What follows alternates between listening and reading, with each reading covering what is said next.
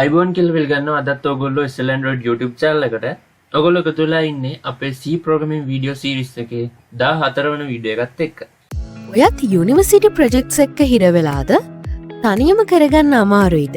එහෙනම් දැන්ම Codio Labs අපිට කතා කරන්න.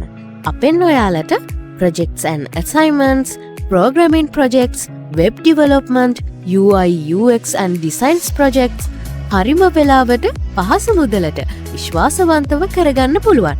ඒ විතරක් නෙවෙයි. අපි ඔයාලට projects configure කරගන්න විදිය සහ project එක A to Z explain කරලත් දෙනවා. එහෙනම් හිත ඉන්න නැතුව පහළ තියෙන WhatsApp number එකට දැන්ම message එකක් දාන්න. ඉතින් අපි කලින් වීඩියෝ එකේදී කතා කරා arithmetic operators ගැන. කවුරු හරි මේ වීඩියෝ එක බැලුවේ නැත්නම් අනිවාර්යයෙන්ම මේ වීඩියෝ එක බලන්න. හොඳයි අපි මේ වීඩියෝ එකේදී කතා කරන්න බලාපොරොත්තු වෙන්නේ relational operators ගැන. එහෙනම් වැඩි කතා ඕනේ අපි වීඩියෝ එකට යමු.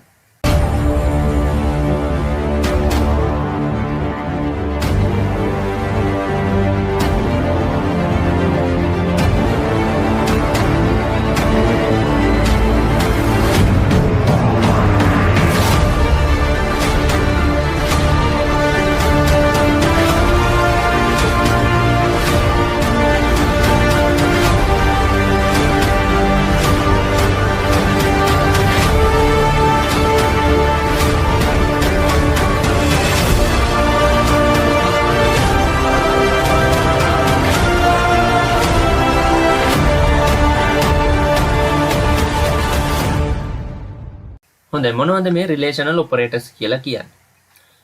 relational operators කියලා කියන්නේ එහෙම නැත්නම් ඒවා භාවිතා වෙන්නේ සංඛ්‍යා දෙකක්. සංඛ්‍යා දෙකක් හෝ කිහිපයක් compare කරන්න. compare කරන්න තමයි අපි මෙන්න මේ relational operators භාවිතා කරන්නේ. ඉතින් මේ විදිහට compare කරාට පස්සේ අපිට output එක වශයෙන් එන්නේ true or false කියන value දෙකෙන් එකක්.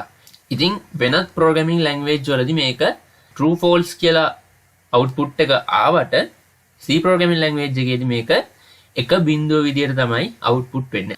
අන්න ඒ දේ තමයි ඔයගොල්ලෝ මෙතෙන්දී ඔළුවට දාගන්න ඕන වැදගත්ම දේ. දැන් Python වගේ language එකක අපි relational operators පාවිච්චි කරලා අපිට එන්නේ true or false කියන output එක.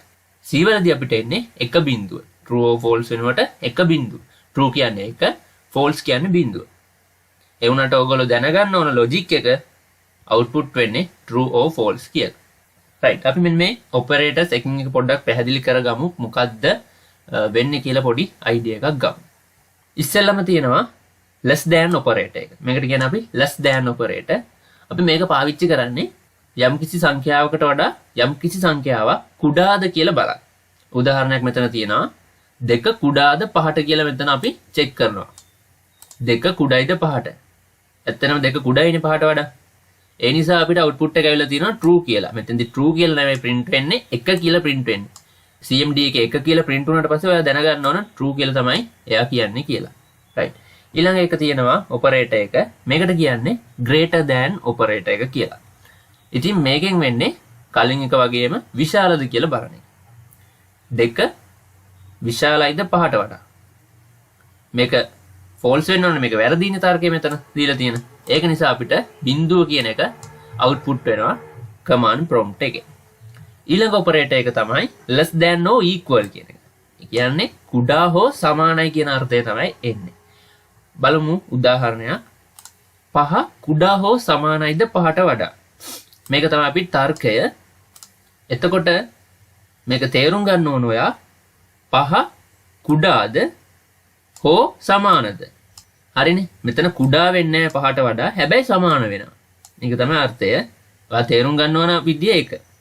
5 කුඩා වෙන්නේ නැහැ 5ට වඩා. නමුත් 5 සමාන වෙනවා 5ට. ඒක නිසා අපිට output එක 1යි කියලා print වෙනවා. තේරුණා නේද? දැන් අපි ගමු මෙතන අඩු සංඛ්‍යාව 4 කියලා ගමු මෙන්න මෙතෙන් මේ 5 වෙනුවට. මේ 5 වෙනුවට 4 කියලා ගමු. 4 කුඩා හෝ සමානයි 5. එතකොට අපේ උදාහරණය එන්නේ 4 කුඩා හෝ සමානයි 5නේ. 4 5ට වඩා කුඩායි. නමුත් සමාන වෙන්නේ නැහැ. එතකොටත් මේක true. මේ condition දෙකෙන් එකක් හරි යනවා නම් අනිවාර්යෙන් මේක true වෙන්න ඕන. ඒක තමයි මේ operator එකේ අදහස. ඊට පස්සේ ඒකෙම ප්‍රතිවිරුද්ධ එක තියෙනවා greater than or equal to කියන එක. ඒ කියන්නේ විශාල හෝ සමානයිද. දැන් මෙතන උදාහරණයක් තියෙනවා 4 විශාලයි හෝ සමානයිද 2ට වඩා. 4 විශාලයි නමුත් සමාන වෙන්නේ නැහැ. ඒ නිසා දෙකෙන් එකක් හරි මෙතන true වෙනවනේ. ඒ නිසා true කියලා උත්තරය ඇවිල්ලා තියෙනවා. ඔන්න ඕක තමයි relational operators වලින් වෙන්නේ. අපි උදාහරණ ගානක් අරගෙන මේක තව දුරටත් පැහැදිලි කරගමු. මෙන්න තියෙන උදාහරණ ගණන් කිහිපයක්. මෙතන තියෙනවා අපි int type එකේ age කියලා නමක් දීලා තියෙන මේ variable එකට අගයකුත් assign කරගෙන තියෙනවා 20යි කියලා. සම්පූර්ණ variable declaration එකක් මෙතන සිද්ධ වෙලා තියෙනවා. age කියන variable එකට 20 කියන අගය assign වෙලා තියෙනවා. ඊට පස්සේ අපි check කරනවා if කියන control structure එක පාවිච්චි කරලා. මේ control structures ගැන මම ඔයගොල්ලන්ට කතා කරේ නැහැ. මම මේ operators ගැන කතා කරලා ඉවර වෙලා control structures ගැන කතා කරන්න සම්පූර්ණයෙන්ම. ඒක නිසා දැනට මෙන්න මේ if කියන එක ගැන ඔයගොල්ලෝ හිතන්න එපා. අපි මෙන්න මේකට විතරක් අවධානය යොමු කරමු. age කියන variable එකේ දැන් තියෙන්නේ 20.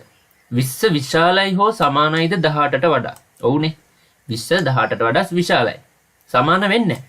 ඒක නිසා මෙතන අපිට output එක true කියලා return කරනවා. ඒ කියන්නේ මෙතන තර්කය true අපිට output වෙන්නේ 1.